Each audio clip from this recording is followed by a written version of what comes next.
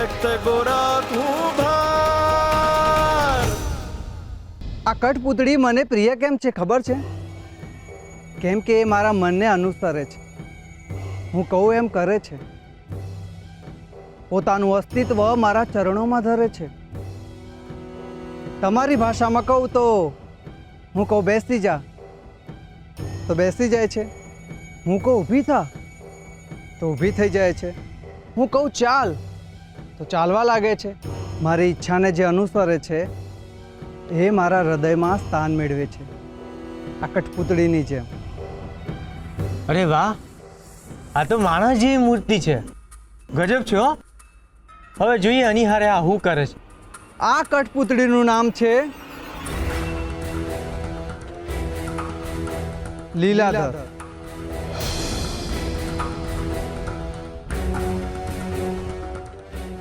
અને આ કઠપૂતળીનું નામ છે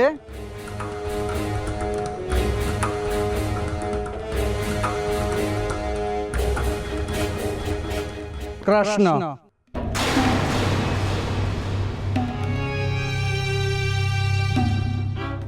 એટલે લીલાધર કૃષ્ણ. માં, આ તો કઠપૂતળી, આ તો હાવ આપણા જેવી જ લાગે છે. સુરા, આ કઠપૂતળી કઈ સાચે માણસ નથી. હા હા, તું નવાઈનો વહેલા કઠપૂતળી જોઈ આવ્યો એટલે બહુ દોડાયો ના થા. એ તમે બે જણા એ શાંતિથી બેહી રહો ને. ઝઘડો કરશો ને તો પાછી ઘેર મૂકી આવીશ. ખેલ જોવો છે ને તો અહીં છાનામાના બેહી રહો બે જણ.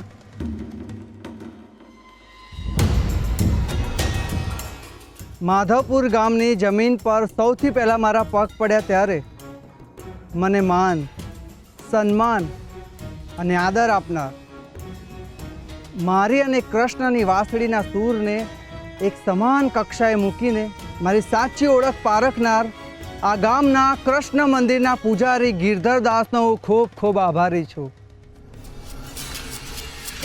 મારી તેમને વિનંતી છે કે આ ખેલના ભાગરૂપે તેઓ કૃષ્ણની આરતી કરી આ ખેલની શુભ શરૂઆત કરવામાં એમનું યોગદાન આપે.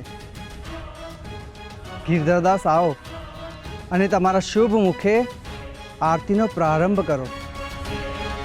બોલો કૃષ્ણ કનૈયા લાલ કી જય. એક રાત્રે લીલાધર ગાઢ નિંદ્રામાં હતો અને લીલાધરને આવ્યું એક સપનું. હું સપનું આવ્યું તું? લીલાધરને સપનું આવ્યું કે એ સ્વર્ગમાં શ્રી કૃષ્ણ પાસે પહોંચી ગયો છે અને કૃષ્ણએ કર્યું એના પ્રિય લીલાધરનું માનભેર સ્વાગત. કૃષ્ણ સ્વયં ચાલીને લીલાધરનું સ્વાગત કરે છે. લીલાધર પણ કૃષ્ણને પ્રણામ કરે છે અને કહે છે, તમે મને યાદ કર્યો મુરલીધર? બોલો, શું સેવા કરે આપની આ લીલાધર? અવશ્ય લીલાધર, આજે સ્વયં મુરલીધરને લીલાધરની મદદની આવશ્યકતા પડી છે અને એટલે જ સ્વયં મેં તને યાદ કર્યો છે. આ જગતમાં દરેક જીવ સુધી પહોંચી શકવા અને એની કાળજી રાખવા હવે હું એકલો પડું છું, એટલે હું આ જવાબદારી તને સોંપું છું. મને વિશ્વાસ છે કે આ જવાબદારી નિભાવવા તું એકદમ સફળ થઈશ. હા બોલો હરી, આ લીલાધર તમારી મદદ કરવા હંમેશા તૈયાર છે. હે પ્રિય લીલાધર, આ જગતમાં કેટલાય નિર્બળ અને દુઃખી લોકો જીવે છે.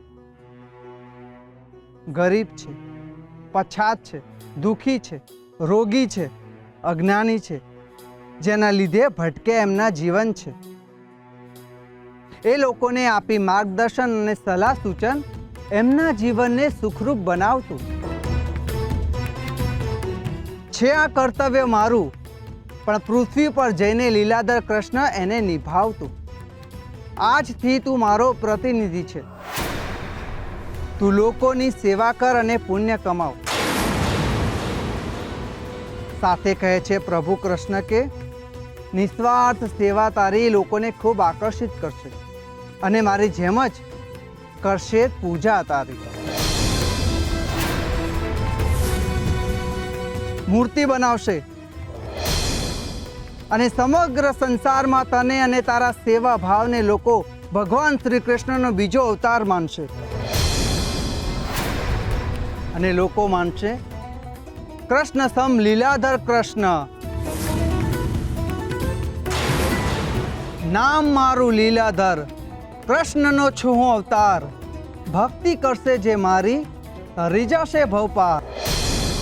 વાહ લીલાધર કૃષ્ણ વાહ, વાહ લીલાધર કૃષ્ણ વાહ, લીલાધર કૃષ્ણ વાહ, વાહ લીલાધર કૃષ્ણ વાહ, વાહ લીલાધર કૃષ્ણ વાહ, વાહ લીલાધર કૃષ્ણ વાહ. આવો ખેલ તો મેં સપનામાં નથી જોયો હો. આપણા હંધઈને આવો સરસ ખેલ બતાવવા માટે આપણે લીલાધર કૃષ્ણનો આભાર તો માનવો જ જોઈએ. અને આ ખેલ નહીં, ચમત્કાર છે, ચમત્કાર. લીલાધર કૃષ્ણની કૃપા છે હો.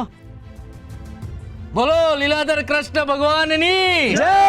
મુરલી મનોહર લીલાધર કૃષ્ણ ભગવાનની જય! બોલો નટેશ્વર લીલાધર કૃષ્ણની જય!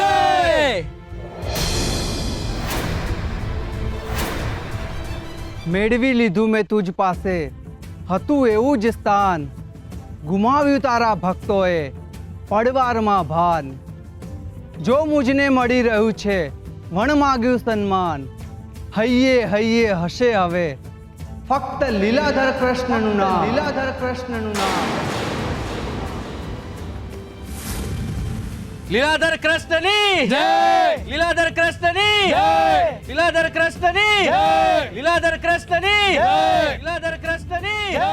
લીલાધર કૃષ્ણની કૃષ્ણ ક્યાં છો તમે? ક્યારે આવશો તમે?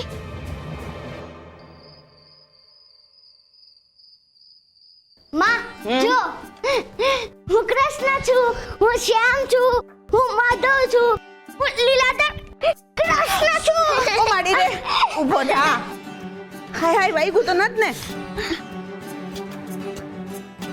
સુરા, તને ખબર છે કે તું કેમ દડી પડ્યો? કેમ?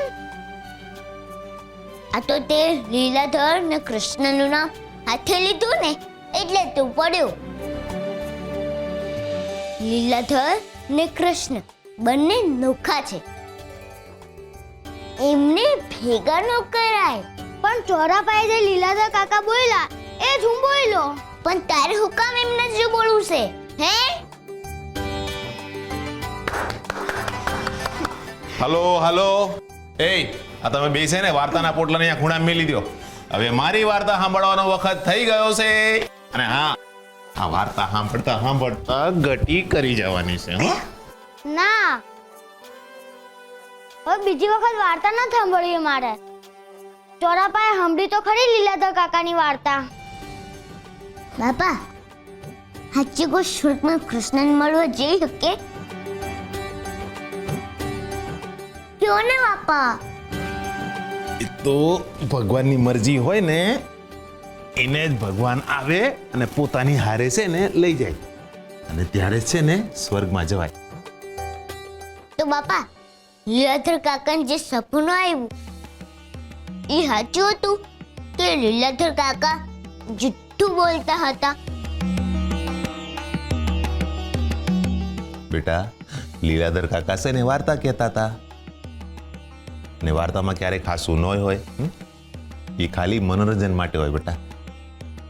બાપા, લીલાધર કાકા જે ઝૂંપડીમાં રહે છે ને એ ઝૂંપડીમાં મેં કૃષ્ણની મૂર્તિ મૂકી હતી અને લીલાધર કાકા ન્યા આવ્યા ને એ મૂર્તિ ન્યા નહોત.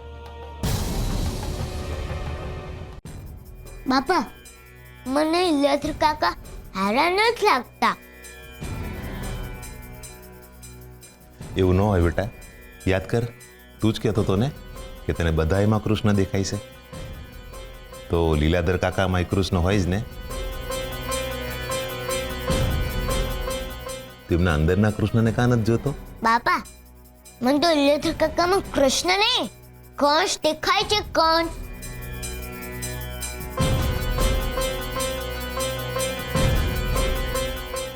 હરી હરી બોલો બેટા. હરી હરી બોલો બાપા, હરી હરી બોલો. હરી હરી.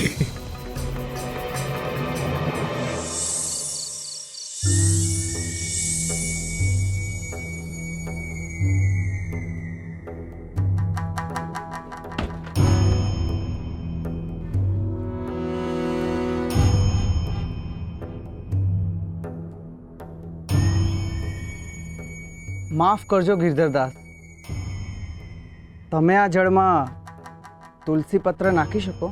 અવશ્ય.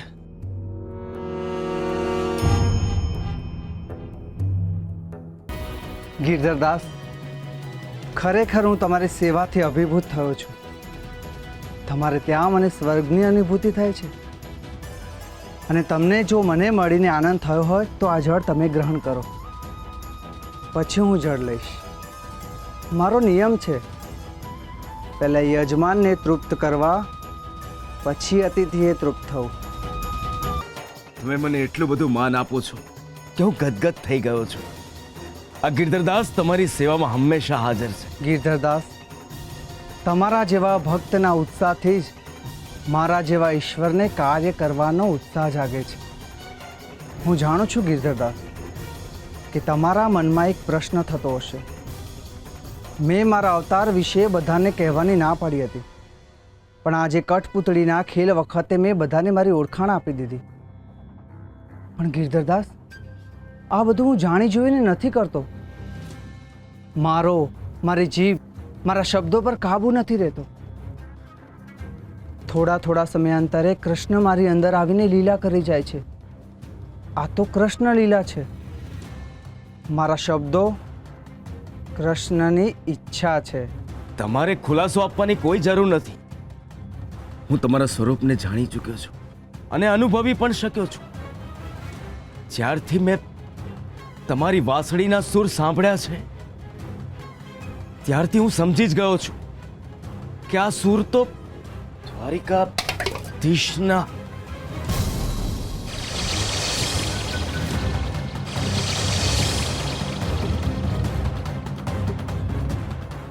ગિરધરદાસ,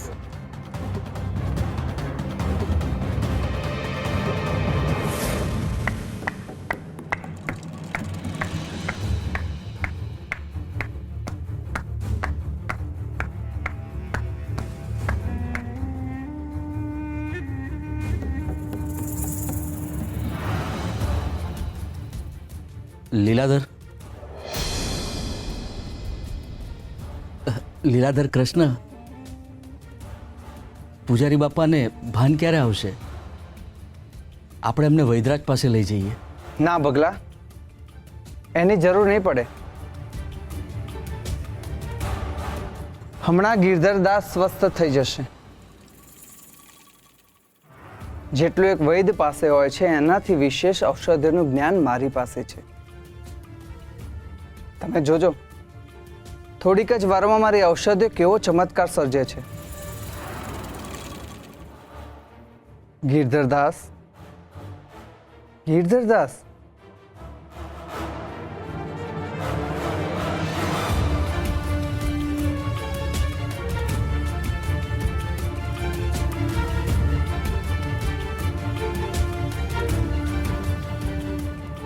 પૂજારી બાપા, ગિરધરદાસ, ઈશ્વરની સેવાથી થાકી ગયા કે મૂર્છા આવી ગઈ?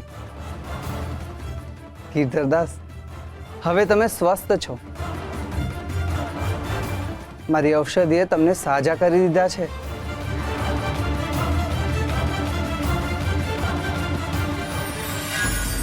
કઠપુતળી, આમ તો આ એક ખેલ છે, પણ આ ખેલ દ્વારા જીવનનું સત્ય પણ સમજાય છે.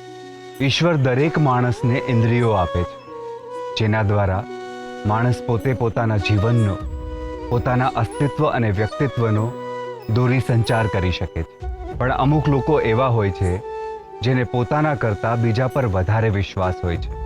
આવા લોકો પોતાના જીવનના મહત્વના નિર્ણયો પણ નથી લઈ શકતા. નાના અને મોટા દરેક કાર્ય માટે એ બીજા પર નિર્ધારિત હોય છે, અને આવા લોકો ધીમે ધીમે બીજાના કહ્યા પ્રમાણે વર્તતા થઈ જાય છે. એમના જીવનનો દોરી સંચાર બીજાના હાથમાં આવી જાય છે. એ બીજાની ચાલે ચાલે છે અને બીજાના બોલ બોલે છે. એ લોકો જીવતી કઠપુતળી બનીને જ રહી જાય છે. એવી જ રીતે આ સંસારમાં પણ ઘણા એવા લોકો છે જે પોતાની આંગળીના ટેરવે બીજાને નચાવવા માટે હંમેશા ઉત્સુક હોય છે અને એ કલામાં પાવરતા હોય છે. આવા લોકોથી અને આવી ટેવથી બચવું હોય તો ભીતરમાં શ્રદ્ધા રાખીને સમજીને નિર્ણય લેવો. સમજણ અને શ્રદ્ધા સાથે જ્યારે નિર્ણય લેવામાં આવે છે ત્યારે એનું શુભ પરિણામ આવતા વાર નથી લાગતી. ઈશ્વર તમને જીવનની સાથે સમજણ પણ આપે છે. હવે તમે જ વિચારી લો કે જીવનને સફળ બનાવવા માટે સાચી સમજણનો ઉપયોગ ક્યારે અને કેવી રીતે કરવો.